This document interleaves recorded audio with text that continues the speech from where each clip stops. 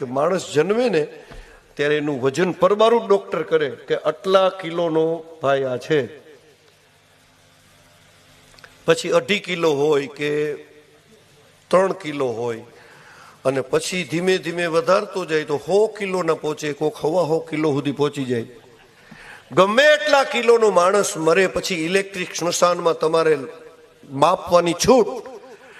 એનું સબ બળી જાય, 100 કિલોનો માણા હોય, એનું સબ બળે ને એની રાખ જન્મ ટાણે 3 કિલોનો હોય ને તો એની રાખ 3 કિલોની જ રહેવાની.